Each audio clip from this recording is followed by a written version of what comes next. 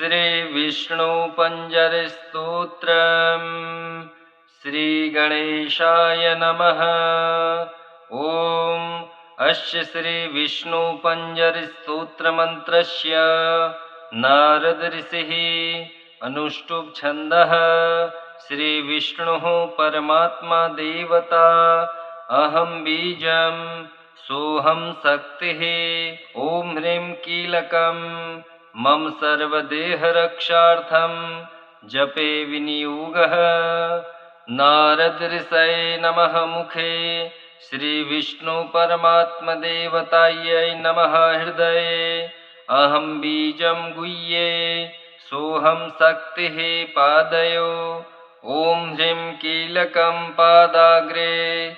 ॐ ह्रां ह्रीं ह्रूं ह्रैं ह्रौं ह्रः ह्रां अंगुष्ठाभ्यां नमः। ॐ ह्रीं तर्जनीभ्यां नमः। ॐ ह्रूं मध्यमाभ्यां नमः। ॐ हैं अनामिकाभ्यां नमः। ॐ ह्रौं कनिष्ठिकाभ्यां नमः। ॐ ह्रः करतलकरपृष्ठाभ्यां नमः। ॐ ह्रां हृदयाय नमः। ॐ ह्रीं शिरसे स्वाहा। ॐ ह्रूं शिखायै वसट्। ॐ ह्रैं कवचाय हुं। ॐ ह्रौं नेत्रत्राय वसट्। ॐ ह्रस्त्राय फट्। अथ ध्यानम्। परं परस्मात् प्रकृतेरनादि मेकं निविष्टं बहुधा गुहायां। सर्वालयं सर्वचराचरस्थं नमामि विष्णुं जगदेकनाथम्। ॐ विष्णुपञ्जरकं दिव्यं सर्वदुष्टनिवारणम्। उग्रतेजो महावीर्यं सर्वशत्रुनिर्कन्तनं। त्रिपुरं दहमानस्य हरस्य ब्रह्मणोदितं। तदहं सम्प्रवक्ष्यामि आत्मरक्षाकरं नृणाम्। पादौ रक्षतु गोविन्दो, जङ्घे चैव त्रिविक्रमः। उरु मे केशवः पातु, कटिं चैव जनार्दनः। नाभिं चैवाच्युतः पातु, गुह्यं चैव तु वामनः। उदरं पद्मनाभस्य, पृष्ठं चैव तु माधवः। वामपार्श्वे तथा विष्णु, दक्षिणं मधुसूदनः। बाहु वै वासुदेवस्य, हृदि दामोदरस्तथा। कण्ठं रक्षतु वाराह, कृष्णस्य मुखमण्डलम्। माधवः कर्णमूले तु, ऋषिकेशस्य नासिके। नेत्रे नारायणो रक्षेत्, ललाटं गरुडध्वजः। कपोलौ केशवो रक्षेत्, वैकुण्ठः सर्वतो दिशम्। श्रीवत्साङ्कस्य सर्वेषां मङ्गानां रक्षको भवेत्। पूर्वस्यां पुण्डरीकाक्ष, आग्नेयां श्रीधरस्तथा। दक्षिणे नारसिंहस्य, नैऋत्यां माधवोऽवतु। पुरुषोत्तमो मे वारुण्यां, वायव्यां च जनार्दनः।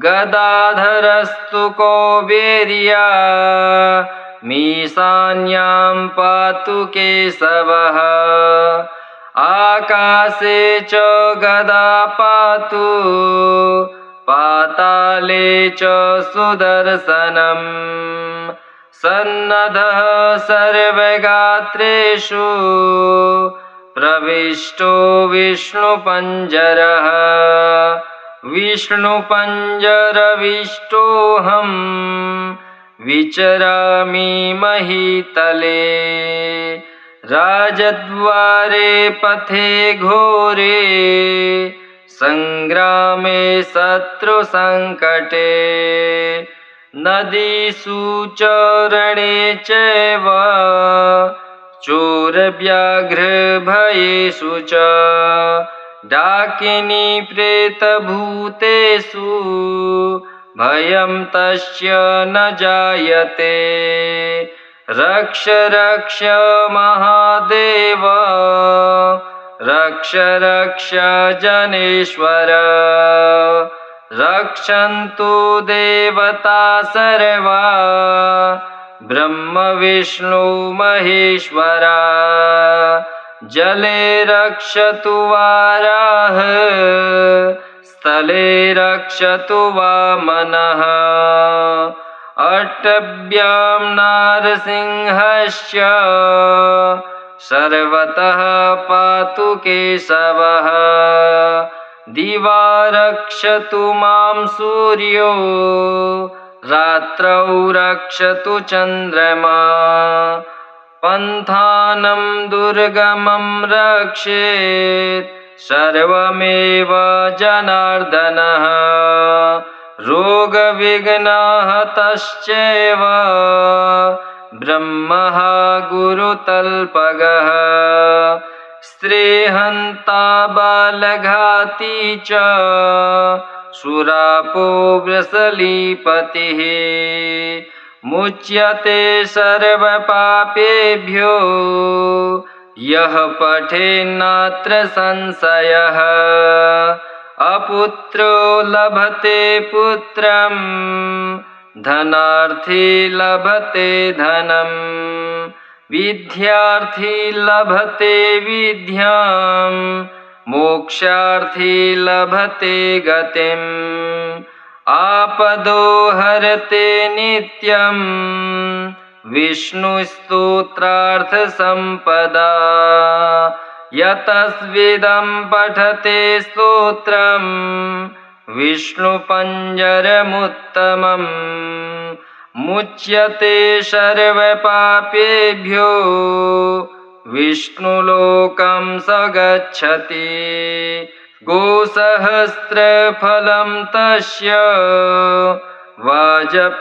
वाजपेयशतस्य च अश्वमेधसहस्रस्य फलं प्राप्नोति मानवः सर्वकामं लभेदस्य पठनान्नात्र संशयः जले विष्णु स्थले विष्णु विष्णुः पर्वतमस्तके ज्वालामालाकुले विष्णु सर्वं विष्णुमयं जगत् विष्णु पञ्जरकं दिव्यं सर्वदुष्टनिवारणम् उग्रतेजो महावीर्यं सर्वशत्रुनिर्कन्तनम् त्रिपुरं दहमानस्य हरस्य ब्रह्मणोदितम् तदहं सम्प्रवक्ष्यामि आत्मरक्षाकरं नृणाम् पादौ रक्षतु गोविन्दो जङ्घे चैव त्रिविक्रमः उरु मे केशवः पातु कटिं चैव जनार्दनः नाभिं चैवाच्युतः पातु गुह्यं चैव तु वामनः उदरं पद्मनाभस्य पृष्ठं चैव तु माधवः वामपार्श्व तथा विष्णु दक्षिणं मधुसूदनः बाहु वै वासुदेवस्य हृदि दामोदरस्तथा कण्ठं रक्षतु वाराह कृष्णस्य मुखमण्डलम् माधवः कर्णमूले तु ऋषिकेशस्य नासिके नेत्रे नारायणो रक्षेत् ललाटं गरुडध्वजः कपोलौ केशवो रक्षेत् वैकुण्ठः सर्वतो दिशम् श्रीवत्साङ्कस्य सर्वेषां मङ्गानां रक्षको भवेत् पूर्वस्यां पुण्डरीकाक्ष आग्नेयां श्रीधरस्तथा दक्षिणे नारसिंहस्य नैऋत्यां माधवोऽवतु पुरुषोत्तमो मे वारुण्यां वायव्यां च जनार्दनः गदाधरस्तु कौबेर्या मीशान्यां पातु केशवः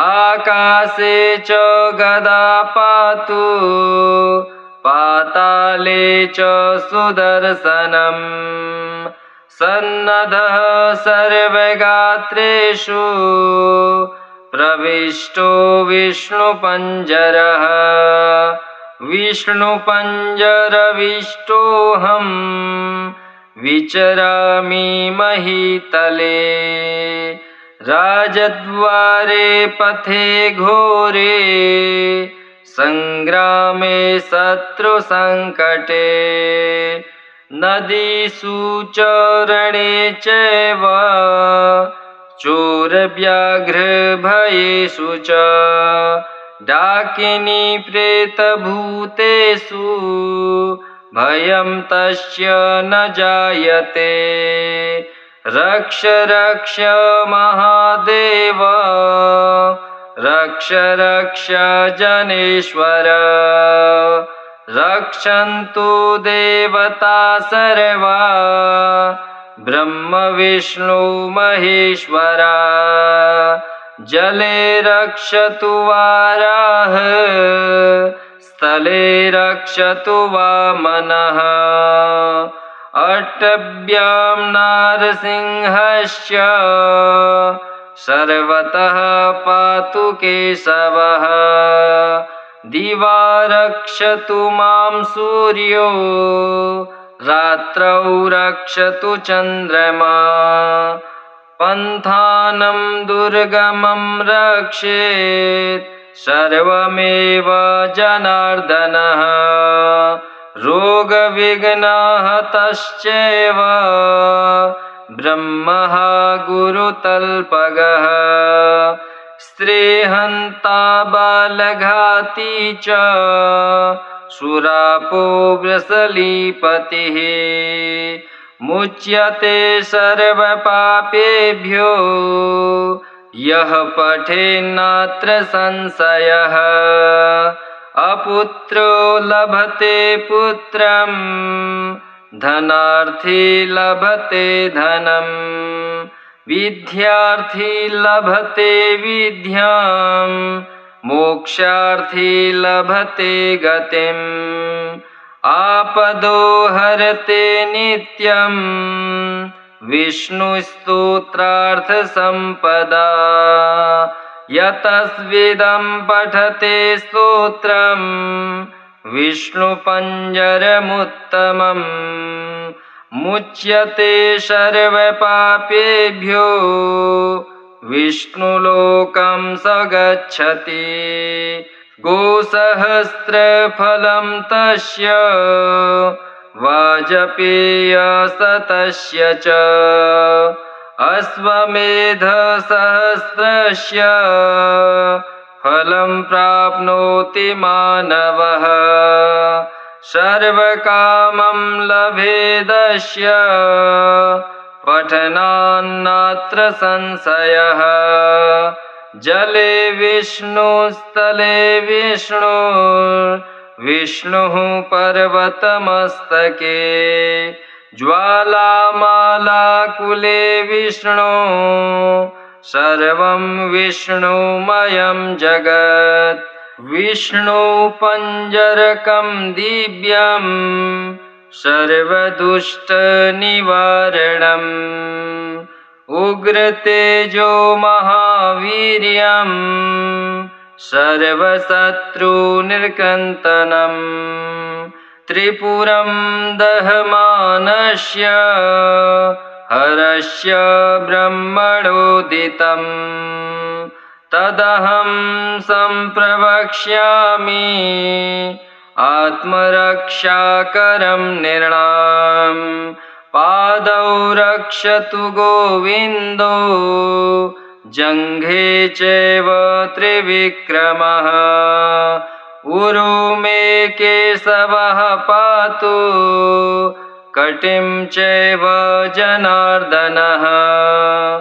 नाभिं चैवाच्युतः पातु गुह्यं चैव तु वामनः उदरं पद्मनाभस्य पृष्ठं चैव तु माधवः वामपार्श्वे तथा विष्णु दक्षिणं मधुसूदनः बाहु वै वासुदेवस्य हृदि दामोदरस्तथा कण्ठं रक्षतु वाराह कृष्णस्य मुखमण्डलम् माधवः कर्णमूले तु ऋषिकेशस्य नासिके नेत्रे नारायणो रक्षेत्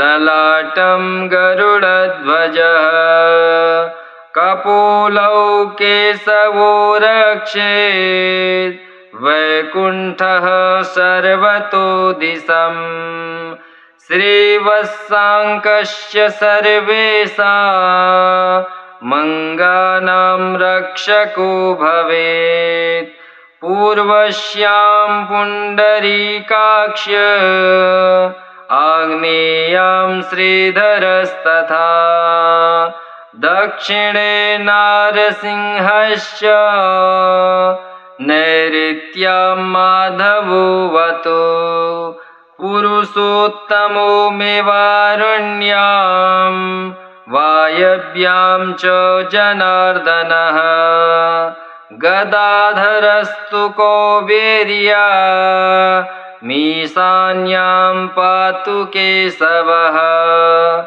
आकाशे च गदा पातु पाताले च सुदर्शनम् सन्नद्धः सर्वगात्रेषु प्रविष्टो विष्णुपञ्जरः विष्णुपञ्जरविष्टोऽहं विचरामि महीतले राजद्वारे पथे घोरे संग्रामे शत्रुसङ्कटे नदीषु च रणे चैव चोरव्याघ्रभयेषु च डाकिनी प्रेतभूतेषु भयं तस्य न जायते रक्ष रक्ष महादेव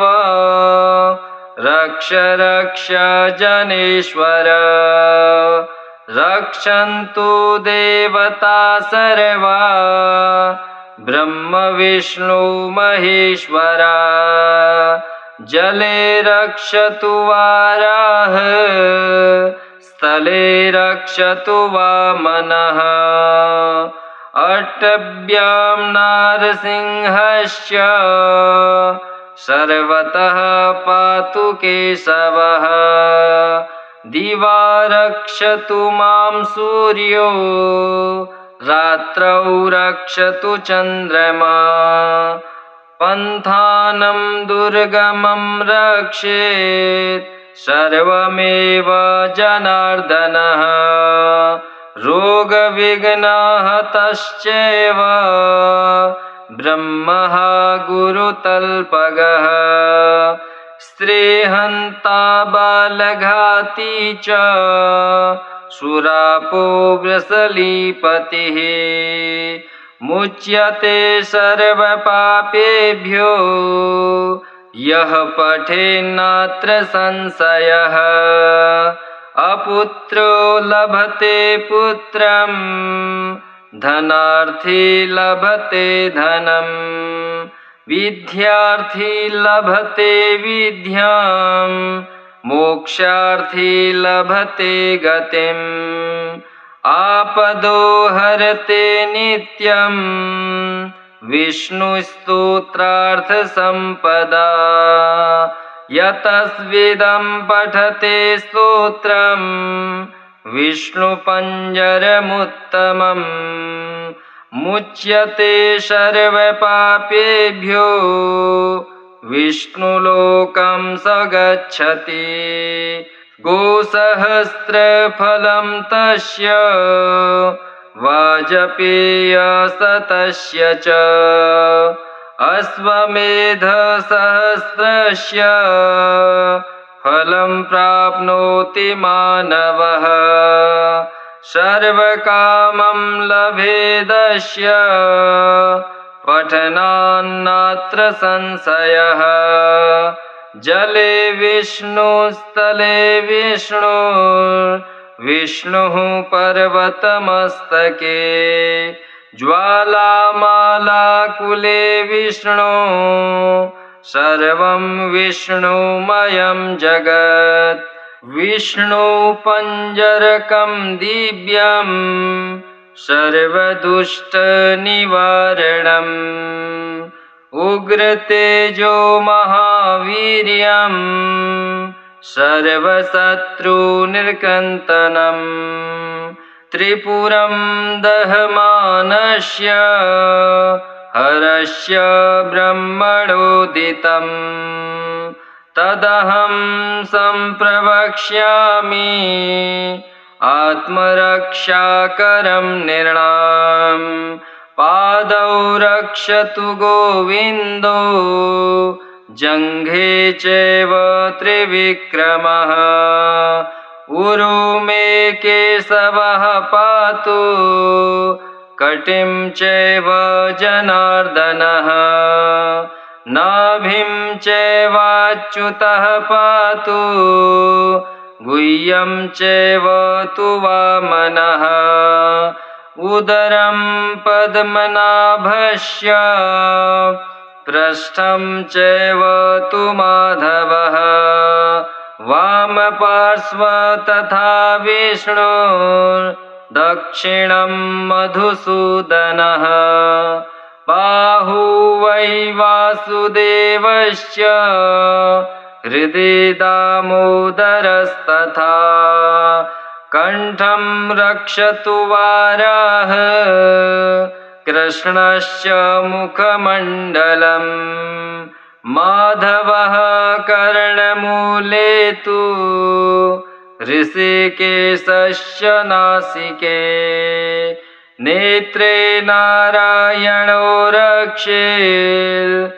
ललाटं गरुडध्वजः कपोलौ केशवो रक्षेत् वैकुण्ठः सर्वतो दिशम् श्रीवत्साङ्कस्य सर्वेषां मङ्गानां रक्षको भवेत् पूर्वस्यां पुण्डरीकाक्ष आग्नेयां श्रीधरस्तथा दक्षिणे नारसिंहश्च नैऋत्यां माधवोऽवतु पुरुषोत्तमो मेवारण्यां वायव्यां च जनार्दनः गदाधरस्तु कौबेर्या मीशान्यां पातु केशवः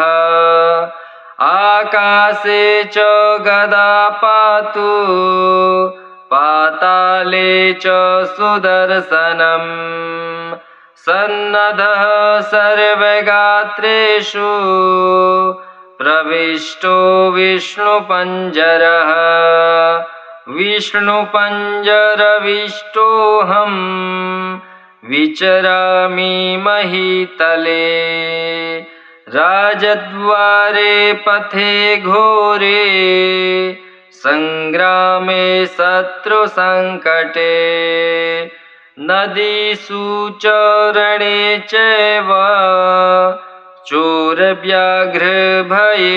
च डाकिनी प्रेतभूतेषु भयं तस्य न जायते रक्ष रक्ष महादेव रक्ष रक्ष जनेश्वर रक्षन्तु देवता सर्वा ब्रह्म विष्णु महेश्वरा जले रक्षतु वाराह स्थले रक्षतु वामनः अट्टभ्यां नारसिंहश्च सर्वतः पातु केशवः दिवा रक्षतु मां सूर्यो रात्रौ रक्षतु चन्द्रमा पन्थानं दुर्गमं रक्षेत् सर्वमेव जनार्दनः रोगविघ्नहतश्चैव ब्रह्मः गुरुतल्पगः स्त्रीहन्ता बालघाती च सुरापो वृषलीपतिः मुच्यते सर्वपापेभ्यो यः पठेन्नात्र संशयः अपुत्रो लभते पुत्रं धनार्थी लभते धनं विद्यार्थी लभते विद्यां मोक्षार्थी लभते गतिम् आपदो हरते नित्यं विष्णुस्तोत्रार्थसम्पदा यतस्विदं पठते स्तोत्रं विष्णुपञ्जरमुत्तमम् मुच्यते सर्वपापेभ्यो विष्णुलोकं स गच्छति गोसहस्रफलं तस्य वाजपेयशतस्य च अश्वमेधसहस्रस्य फलं प्राप्नोति मानवः सर्वकामं लभेदस्य पठनान्नात्र संशयः जले विष्णु स्थले विष्णु विष्णुः पर्वतमस्तके ज्वालामालाकुले विष्णु सर्वं विष्णुमयं जगत् श्री ब्रह्मांड पुराणे इंद्रनारद संवादे श्री विष्णु पंजर स्तोत्रम् श्री विष्णोर्पणमस्तु। ओम श्री विष्णवे नमः।